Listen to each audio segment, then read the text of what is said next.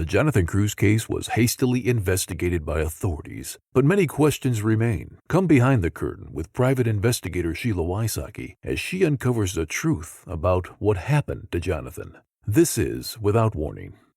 Warning: the following episode contains elements that are graphic in nature. Listener discretion is advised.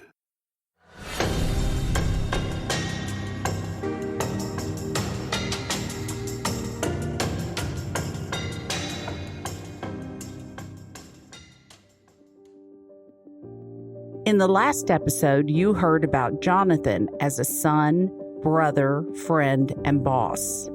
Jonathan was consistent in all those roles. His friends' descriptions were accurate: loving, caring, loyal, rational, and logical. You heard on February 2nd, 2014, a 911 call from his girlfriend, Brenda Lozaro. She claimed Jonathan shot himself in the chest. She told detectives they'd fought earlier in the day about another woman, eaten dinner, watched TV, and then talked in the bedroom, him lying in bed and she is sitting on the floor.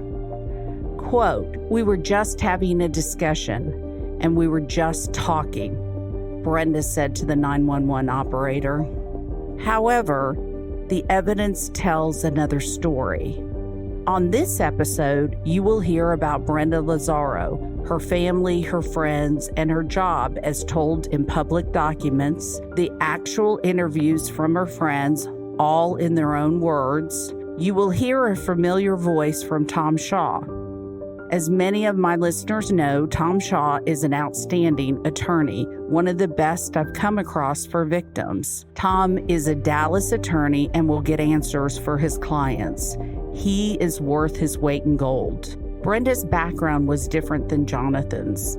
It took some investigation to gather information on Brenda. Originally, I was told she was born at Parkland Hospital, but later found out that wasn't true. According to her sister Isla, she was born in Oregon. The family moved to Mexico when Brenda was around 5 years old. Brenda's family moved back to the States, specifically Irving, Texas, when Brenda was a teenager. According to Brenda, she had a rough home life. It has been reported that Brenda started at North Lake College in the spring of 2006. Brenda also joined Wu Yi in Coppell, Texas, under Henry Sue approximately 10 years prior to meeting Jonathan. Henry Sue presents himself as a mentor to the Kung Fu members or a father figure. Henry Sue referred to the Kung Fu community as the family. In this podcast, I too will refer to them as the family. I will go deeper into the loyalty of the family on another episode.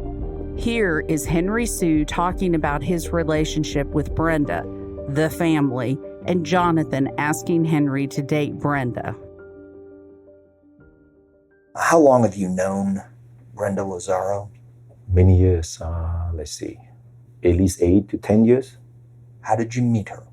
She was a student in my class. Did you get to know her well? Pretty much. Like all my students, I try to coach, not just in martial arts, but also in life, in dealing with situations in life, in school, in career, the whole works. So we had some conversations. She's a very shy person, doesn't say very much. So that was one of the aspects that all these years we've been trying to coach her how to be more open and make friends. And how would you describe Brenda other than shy? Very hardworking, work out very hard. Somebody I trust, somebody I can count on to help out. When she says she's going to be there, she's going to be there. Everybody likes her. She doesn't say very much, but she's appropriately friendly. Early on, in the earlier times when she was first starting to school, she's a bit shy because language skills is not as good. So the family, as you can imagine, everybody try to be friendly and make sure that they open up the conversation with her. How often do you see Brenda? Recently, not very often, but there were times when she would train and be in class just about every single day. At one point, she was one of my assistant instructors to help me with teaching some of the kids.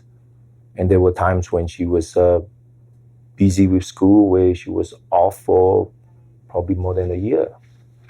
In the past year, what is the extent of your contact with Brenda Lozaro?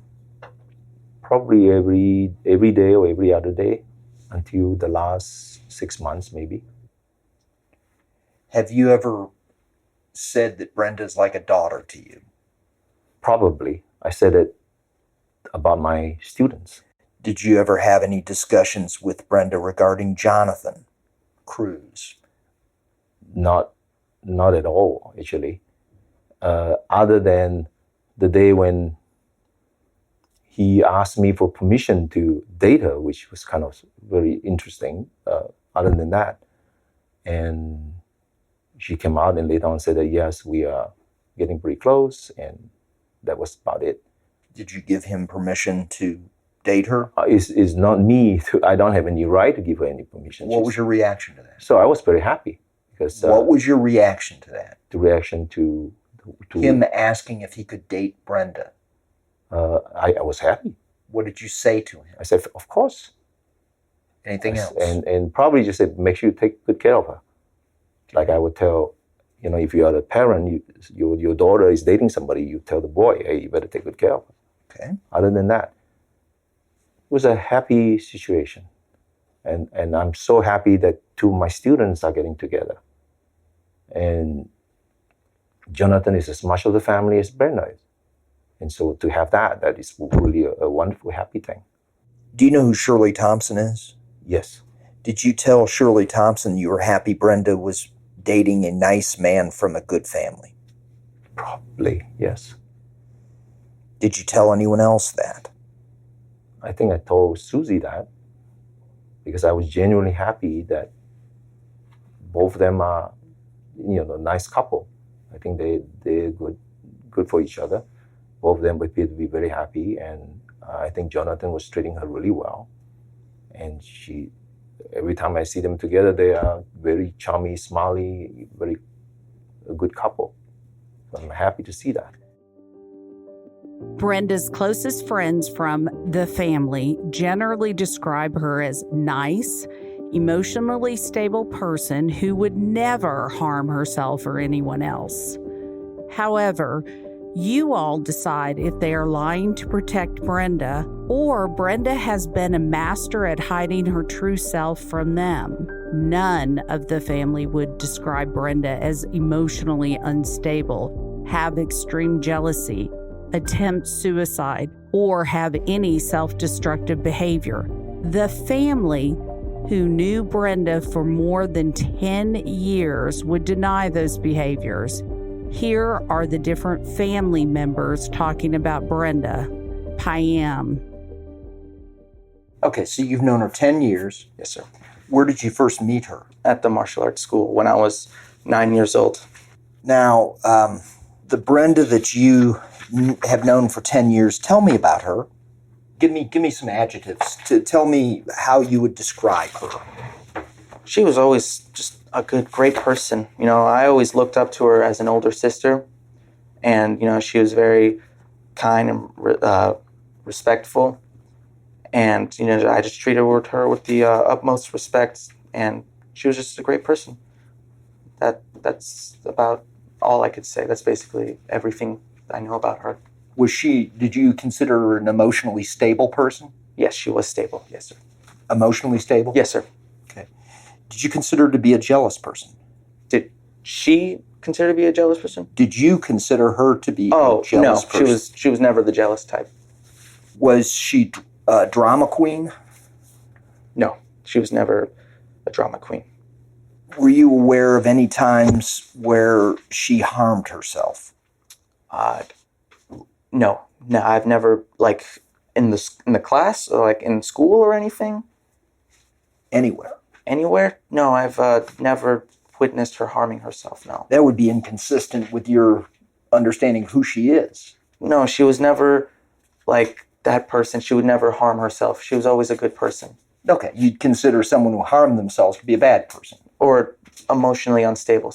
They're feeling depressed or something like that. But she never was depressed. I've never seen her depressed ever. And do you know if she ever threatened to harm anyone? Nope. Objection. No, she's never said anything. As I said before, she was the most kind and sweetest person I've ever met. In the school, she's one of the people I trust the most, aside from Henry Sue. Would you say Brenda is probably the nicest person you know? Yes. Okay. And you never saw her argue or fight with anyone, did you? Never. Didn't it seem odd to you that the person who never argued in her life was having an argument with Jonathan just before his death? Well, it's personal. I don't like getting involved in that. Couples argue. It's just normal for all couples.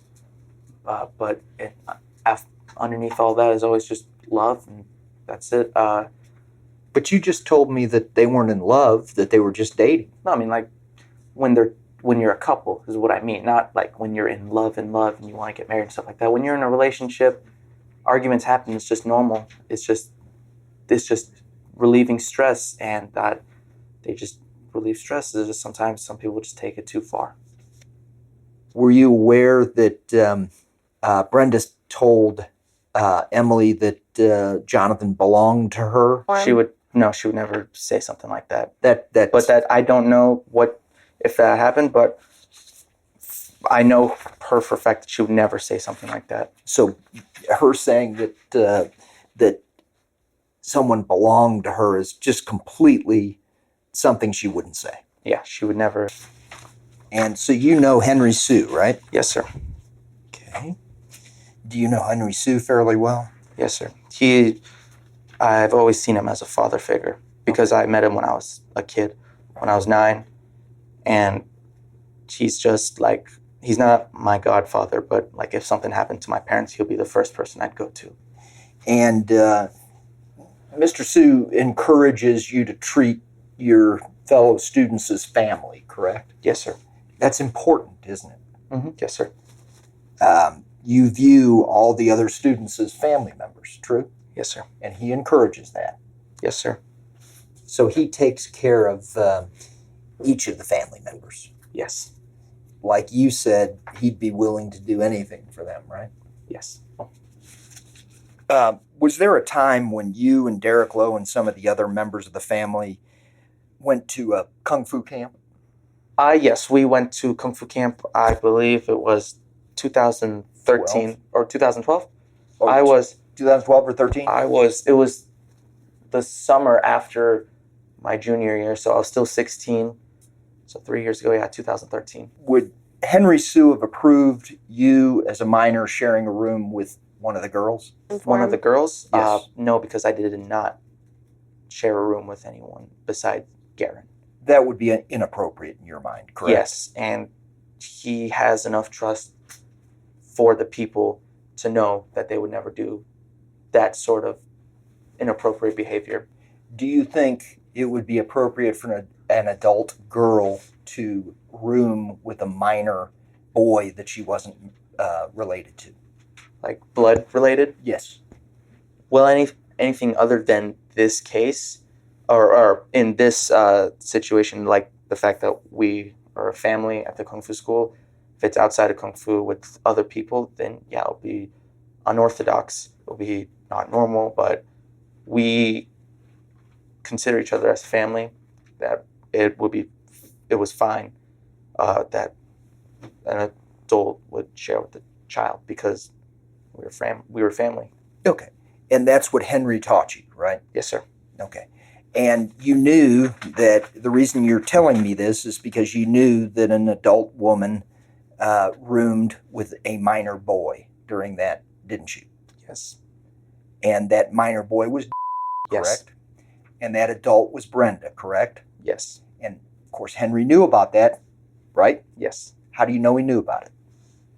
Well, I mean, it was there. We all had, it was it was a very long building, and everyone camped because there was the room that everyone was living in. There was a cafeteria, and there was the gym that we all practiced martial arts. There was three rooms that we went to, and we basically knew who was where, and if we needed to see them or talk to them or do something.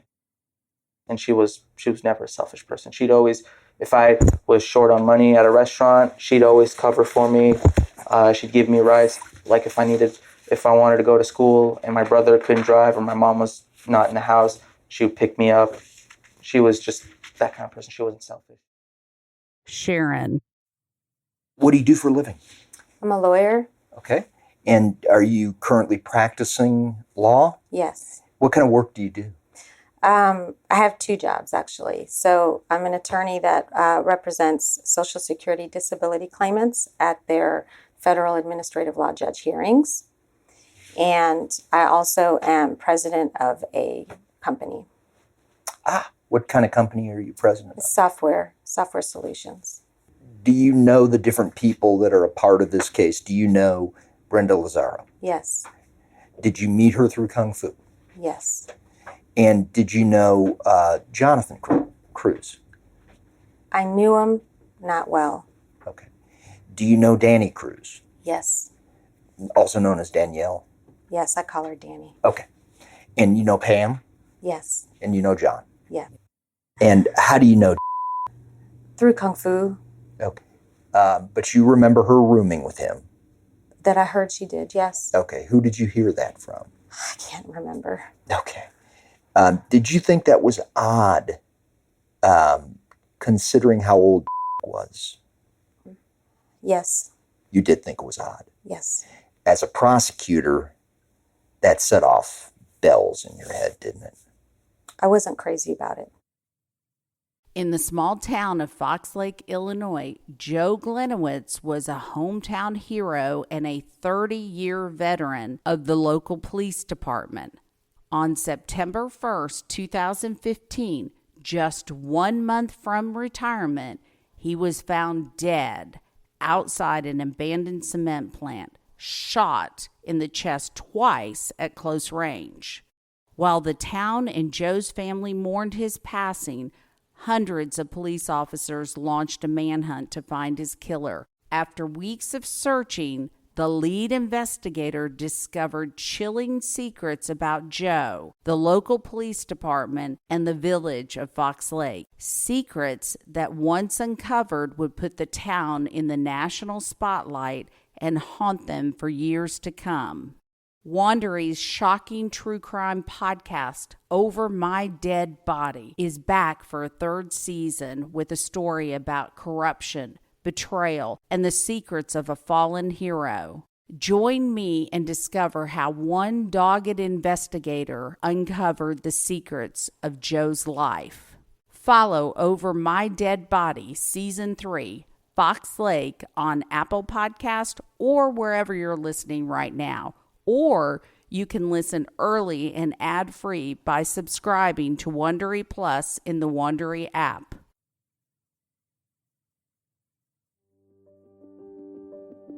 The story about an adult female staying with a minor male becomes important in the web of stories and cover-ups later.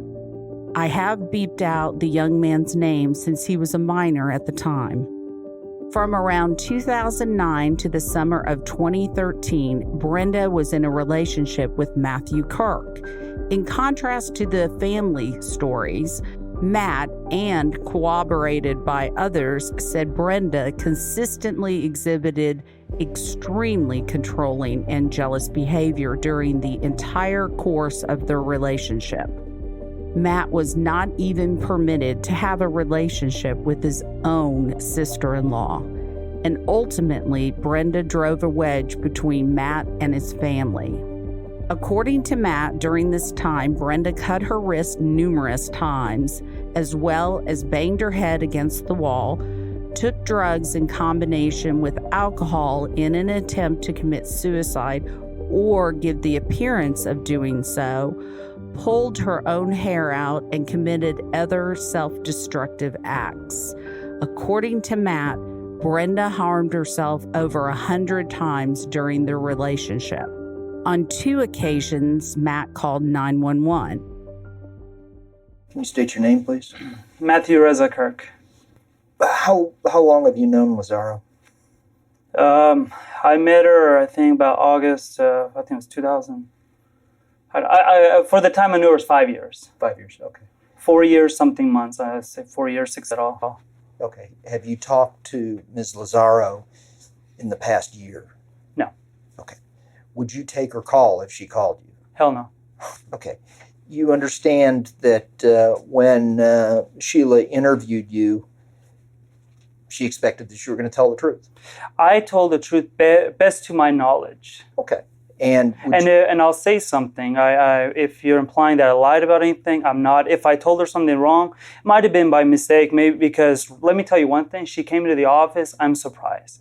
And if you expect me to memorize everything that happened between me and Brenda, which I'm trying to forget about, I am trying to forget that girl. I don't want to know anything about that girl. Let me say this before I go any further. I don't want to know anything about that girl. She almost ruined my life. Okay. She ruined the relationship, and I'll say, I told her I didn't want to be involved in this again, and I told the other guy with the beard who came into the office, I don't want to get involved, because that girl ruined me and the relationship between me and my family, between me and my sister-in-law, and almost ruined me. Okay. And she put me down pretty badly. A girl breaks up with you through a text message that all you did in the relationship was try to help her as much as you can. I don't want to think about her. So if I say something wrong, it's probably because I'm trying not to remember. Okay. Would you characterize Brenda Lozaro as a jealous person? Very. What about any friends? Was there any friends that she was particularly jealous of? Yeah, any girl friend. I mean, most of the girl or female friends that I had. I think there was a couple of female friends I had that she wasn't jealous of, but because that friend didn't live anywhere near us. She lived in Houston. She's a doctor. So she didn't feel threatened by that person? No. But anyone that lived near you, she felt threatened by? Not everybody. Just, I'd say not 100%. Probably just most girls that were attractive. Let me clarify that. Either girls that were really attractive, or she would feel like was attracted to. Did she ever express displeasure with you communicating with other girls? Yes. And how did she express that? She cried. She got mad. She told me. Did she ever tell you that it's either her or these other people? All the time. Okay. And did you assure her that it was her, or did you tell her that these were just friends and she should just I'm sorry, I gave you a couple of So yes, everything you're saying is what I said. Okay. I told her that these are friends, it doesn't mean anything, you're the only person I'm with, I don't have these feelings towards these people, and you shouldn't worry about it, but she did anyways. Did she ever see you hug another woman? Yes. And was there hell to pay after that? Yes. Okay. You said she's jealous. Tell me how you concluded that. She told me, in a way, I'm jealous of your sister-in-law. Is your sister-in-law pretty? Yeah, she's pretty. Okay. And was Brenda jealous of pretty women that you knew? She was jealous of any woman I talked to.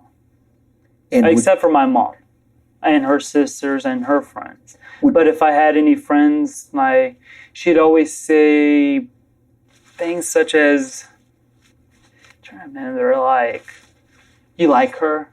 Or why are you going around them? She just got crazy whenever I went around any girl. How did she go crazy? She cut herself at certain times. I think it wasn't from friends, but when I went around my sister-in-law, not long after that, she was cutting herself. Okay. And did she ever try to reach out to these people and communicate with them in any way? My sister-in-law, she has. Okay, how did she do that? Well, she told her that there was one day that they had a really big fight at my mom's house. Nothing physical, just verbal fight.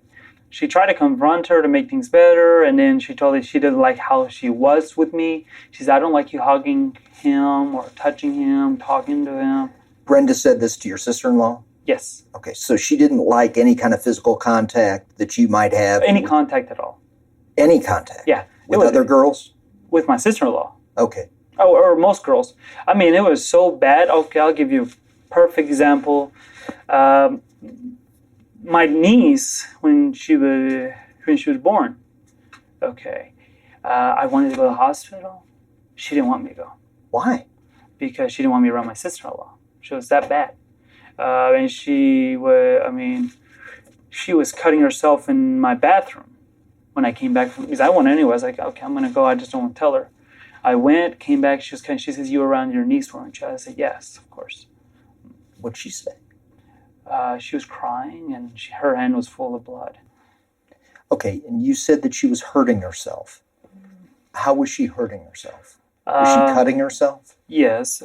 She cut her wrist.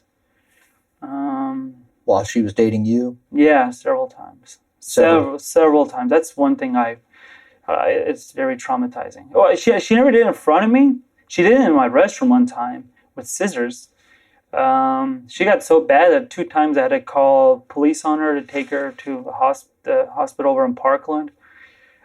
She also took drugs with alcohol. What kind of drugs? I don't know. Whatever she can find in her cabinet or in a cabinet, she would take it and just drink. I think it was mezcal. It's just like tequila, but not. Also, she pulled her hair sometimes. What else? I think she hit her head on the wall. Did she ever threaten you? No, she never threatened me. Okay. Did she ever tell you? Well, no, she threatened to kill my mom one time. What'd she Well, say? no, she just held some scissors in her hand and said, I'm going to go see your mom. That was one time. And that's the time that I called the police on her. Okay. The second time. To take her to the hospital, not to take her to jail. Okay. Well, you called the police. What did they do? Arrested? Well, they took her to the hospital. Okay. Is that a type of arrest? I don't think so. I don't know. I'm not. Okay. The police took her to the hospital. To the hospital. Which they hospital? Never took her to jail. Parkland. Parkland. Okay. Did she ever threaten, other than the time that she came to your house after her boyfriend had been killed, had she ever, on any other occasion, threatened to shoot herself? Before that? Yes. Yeah, I think she has, and I know she has before that. I don't remember when, but if you want me to write down the list of how many different times she tried to do something suicidal or crazy, it would be a long list. Okay, so while you were dating her for 4.5 years, yes? Yes. She threatened to kill herself on more than one occasion? Yes. More than 10? Yes. More than 20? Yes. You also testified that she allegedly harmed herself multiple times. Yes. How many times would you say? Over 100. And earlier you had said it was maybe more than 10? He asked me if it was more than 10. And then he asked you if it was more than 20? Mm-hmm. So which is it? It's more than 100.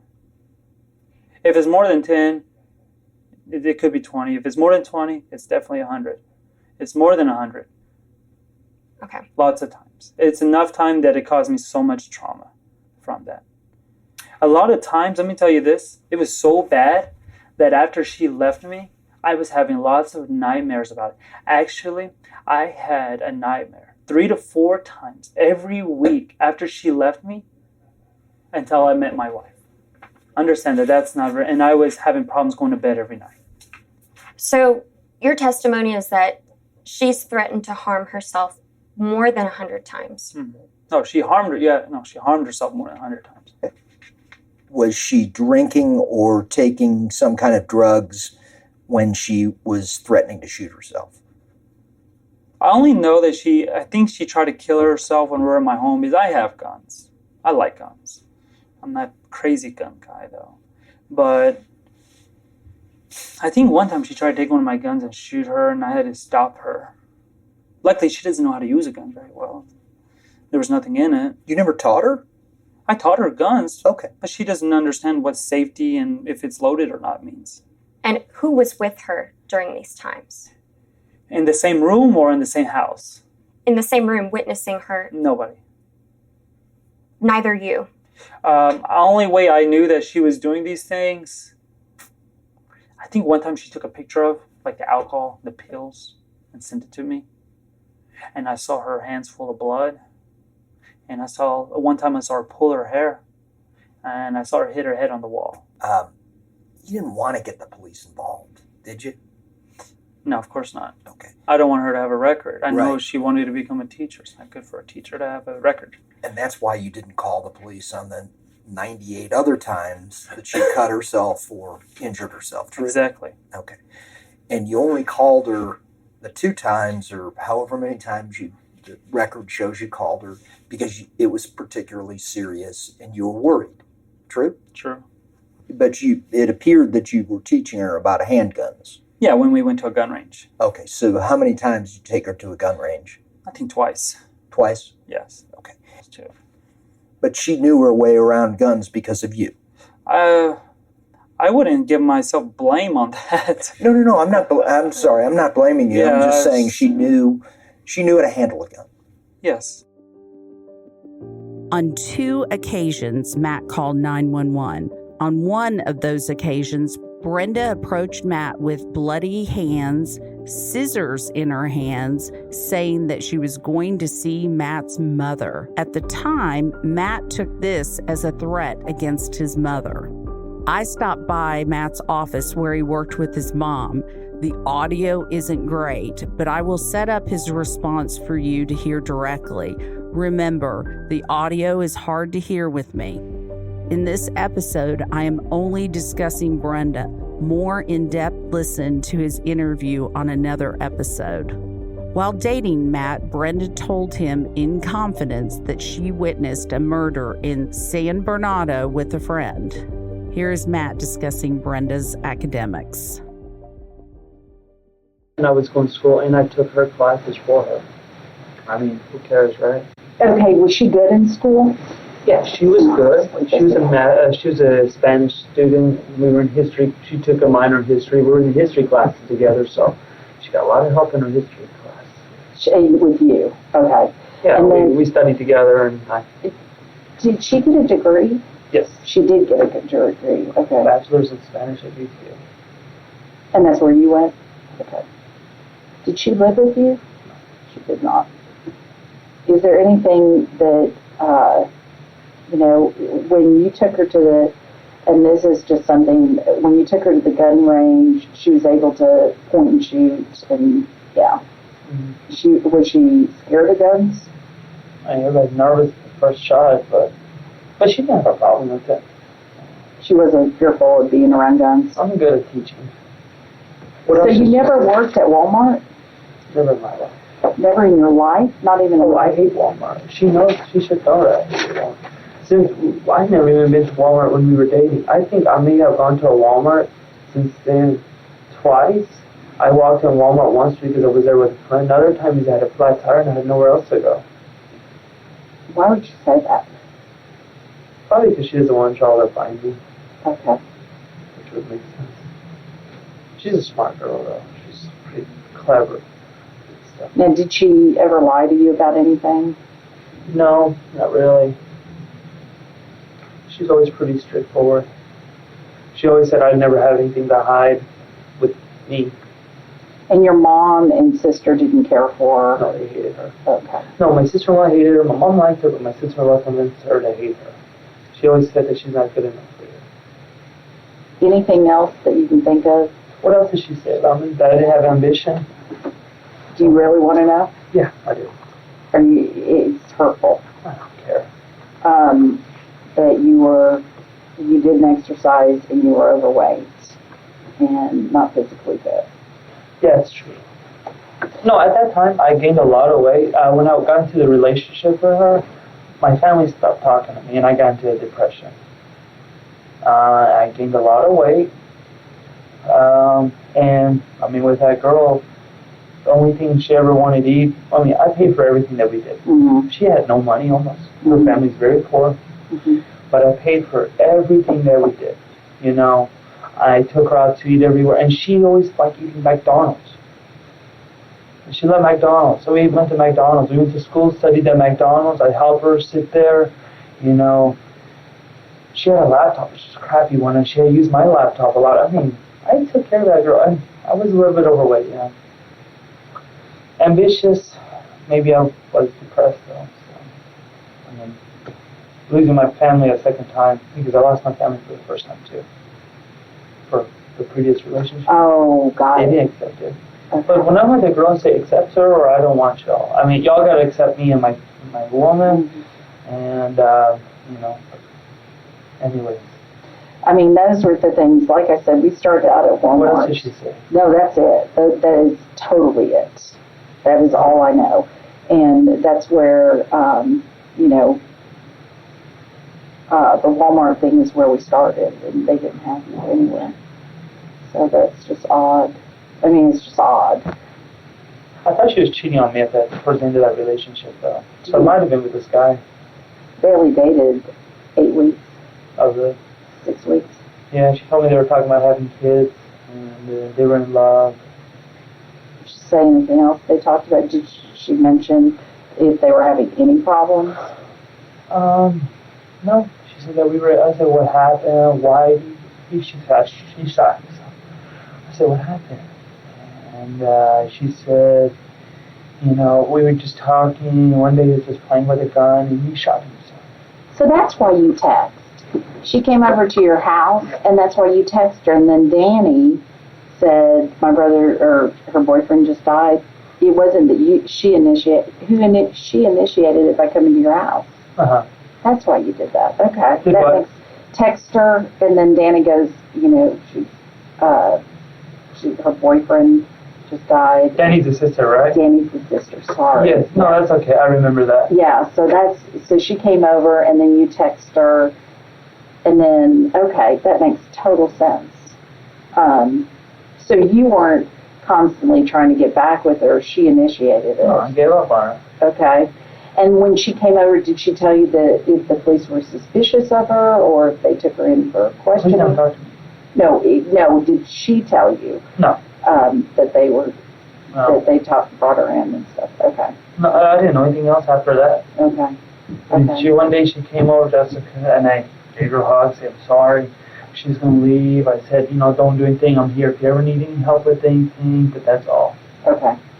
Because she says I really need things that day. Even when she came over, she said, you know, he's a better guy than you ever were, and this and that. To you on that day? Mm-hmm.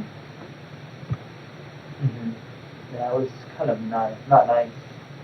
That's very not nice. Angie's List is now Angie, and caring for your home just got easier. Whether you need help with routine maintenance or a dream remodel, Angie makes it easy to see reviews, compare quotes, and connect with top local pros who can get the job done right. Plus, you can see upfront pricing and instantly book hundreds of projects. No phone tag, just the work you need done at a time that works for you. Angie's got your to-do list covered from start to finish. Book your next home project today at Angie.com. That's ANGI.com.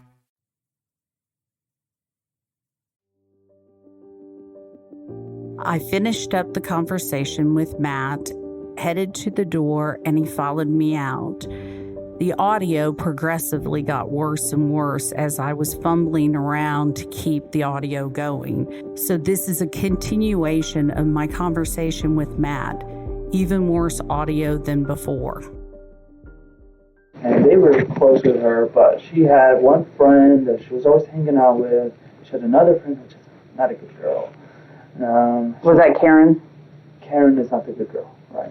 Karen's not the Oh, no, Karen is the white girl. Yes, Oh, she's okay. a good girl. She's a good girl. She's a good girl. Okay. Lauren is the one that was, Laurel was the other friend. Okay. She's just two-faced. Okay. I don't even know that name. It's not important. She probably don't know anything anyways. Yeah, I don't know that name, but Karen we spoke to this morning, so we've already talked to her. Do you live in Texas now? No, I actually live in Florida. But I, travel. Mm-hmm. I'm all over all the No, time. I understand what you do. I watch Magnum PI. You watch Magnum PI? He's one of my favorites because besides being great looking, but I like his car and he's so funny. Yeah. I mean, it's That's great. my favorite show. I can't think of his sidekick's name. What is the... PC, Higgins, and Rick. Okay. Rick is the guy that works in the... who's the guy who manages the house? Jonathan Higgins. Okay, yeah, the shorter guy with he's awesome. But Yeah, our thing is, I don't make judgments. I know. It's not my job to make a judgment. I just gather it and turn it in, But and I I'm still done. got to be able to watch my back. Yeah, you're not going to no be. idea what This just has happened to me. nothing. No, you're not. You're not going to be arrested or anything. I'm not the police. I'm not. I'm just taking them, turning it in, and I'm done. So, and that's all. I'm just gathering information. Your name kept coming up, so we obviously had to talk to you, and it just makes sense. Yeah. Thank you. Let's recap the conversation. Matt said that Brenda was a good student, however, he took her classes for her. Matt said that he and Brenda did not live together. Matt also said he paid for everything and Brenda didn't eat very much. She loved McDonald's, and that's a theme that we'll hear throughout the story. Matt also described how poor Brenda's family was and how he tried to help her, and he really took care of her, according to Matt.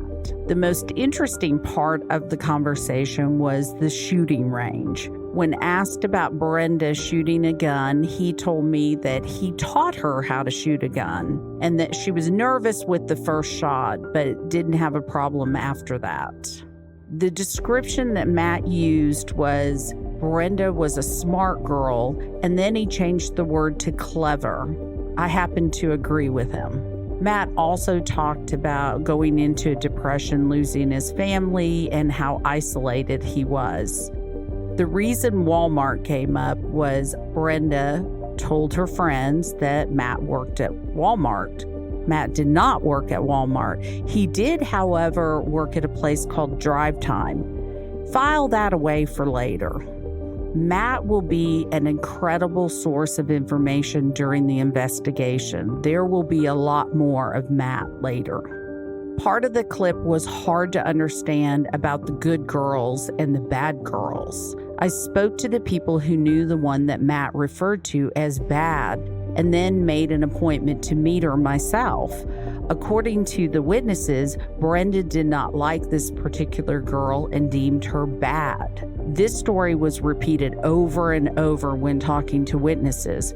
Brenda told different family members stories that would put into question this young lady's character.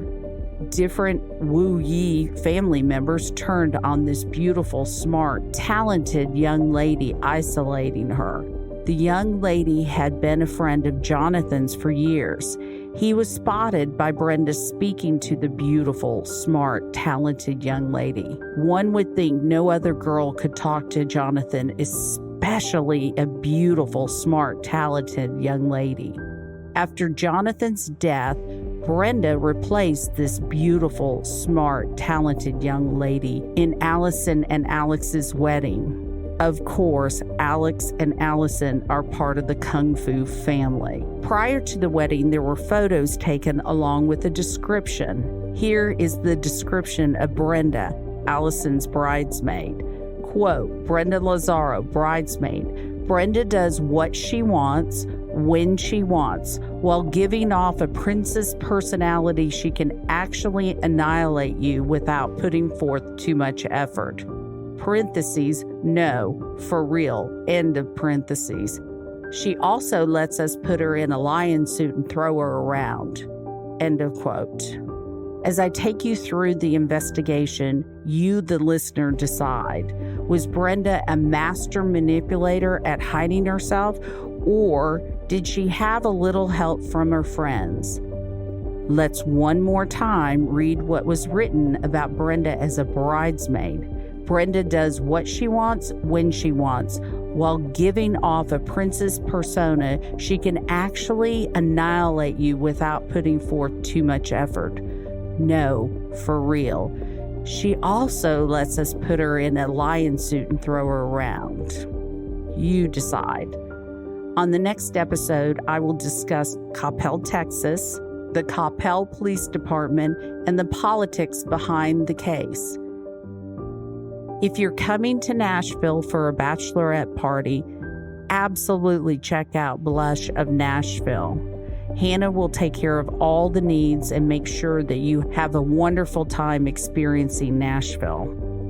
If you've moved to Nashville, I want you to check out Trim Light of Nashville. So if you put up Christmas lights every year and take them down, look at this company and do permanent lights year-round. You can have Christmas lights, Valentine's Day, Mother's Day, all different colors. My neighbors like it. I love it. I will be doing a Q&A at the end of each podcast. Send in your questions about Jonathan Cruz's case, and yours may be chosen to be read on the podcast and may be answered. As I study and look into the evidence of the Jonathan Cruz case, one thing keeps coming up as a red flag in my opinion. There seems to be a family or a brotherhood when it comes to the martial arts school. How far would a family or a brotherhood take things to protect one of its own and become more of a cult? I am looking into a cult expert. Great question.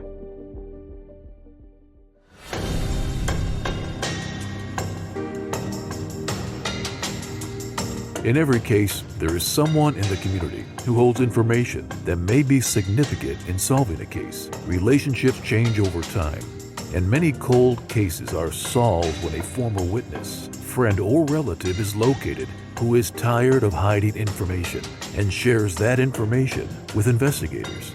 If you have any information about this case, please contact our voicemail comment line at 888-599-0008. You can leave an anonymous tip, or you can leave your contact information. We will call you back and speak with you directly. You can also email information to Sheila@SheilaWysocki.com.